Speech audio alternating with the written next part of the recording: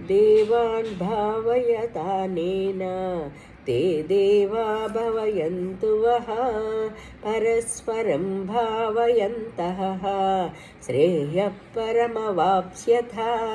ఈ యజ్ఞముల ద్వారా మీరు దేవతలను తృప్తిపరచుడు మరియు ఆ దేవతలు మిమ్మలను అనుగ్రహింతురు. నిస్వార్థ భావంతో మీరు పరస్పరము సంతృప్తిపరచుకొనుచు పరమ శ్రేయస్సును పొందగలరు అని పలికెను. ఇష్టాన్ భోగాన్ హి వో దేవాః దాస్యంతే యజ్ఞభావితాః తైర్తత్తాన్ అప్రదాయైభ్యో యో భుంక్తేస్తేవ ఏవ సహ. యజ్ఞముల ద్వారా సంతృప్తి పొందిన దేవతలు మీకు అయాచితముగానే ఇష్టామిష్టములై భోగములను ప్రసాదించెదరు. ఈ విధముగా దేవతలచే అనుగ్రహింపబడిన ఈ భోగములను ఆ దేవతలకు నివేదన చేయక తానే అనుభవించువాడు నిజముగా దొంగయే.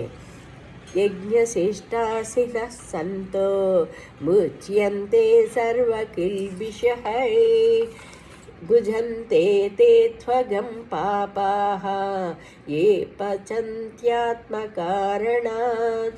యజ్ఞశిష్టాన్నమును తిని శ్రేష్ఠ పురుషులు అన్ని పాపముల నుండి ముక్తులయ్యెదరు. తమ శరీర పోషణ కొరకే ఆహారం సిద్ధపరచును పాపులు పాపమునే భుజింతురు.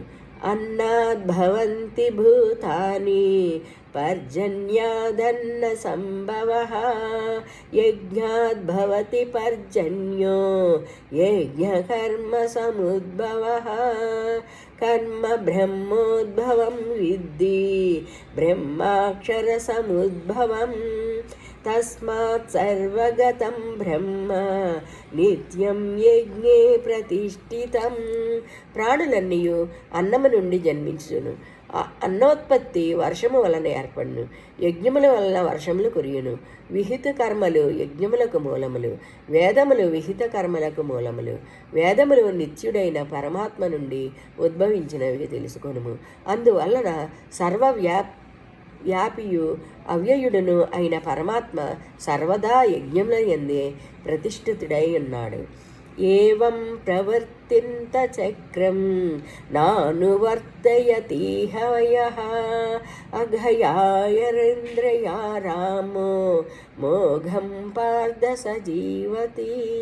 ఓ అర్జున, ఇట్లు పరంపరాగతముగా కొనసాగుచున్న సృష్టి చక్రమును అనుకూలముగా ప్రవర్తించినవాడు అనగా తన కర్తవ్యములను పాటింపగా ఇంద్రియ సుఖలోలుడై వాడు పాపి.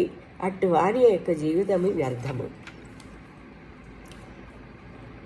యస్త్వాత్మరతిరేవ స్యాత్ ఆత్మతృప్తశ్చ మానవః ఆత్మన్యేవ చ సంతుష్టః తస్య కార్యం న విద్యతే. సచ్చిదానంద ఘన పరమాత్మ ప్రాప్తి ఎందే జ్ఞాని అయిన మహాత్ముడు నిత్యమైన ఆత్మయందే రమించును.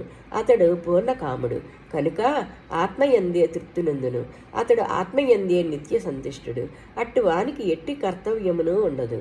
నైవ తస్య కృతేనార్థో నా కృతే నేహ కచ్చన నాస్య సర్వభూతేషు కచ్చిదర్ధవ్యపాశ్రయః.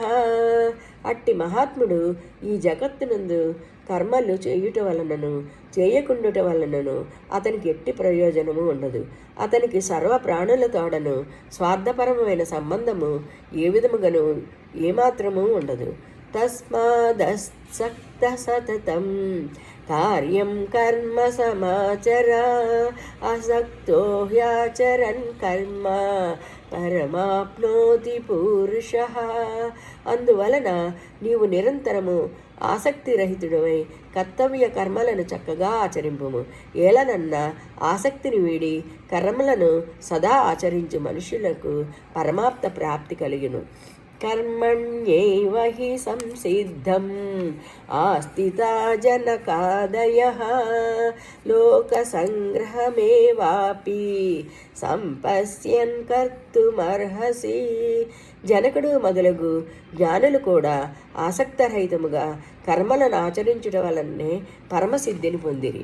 కావున నీవును లోకహితార్థై కర్మలను ఆచరించుటయే సముచితము.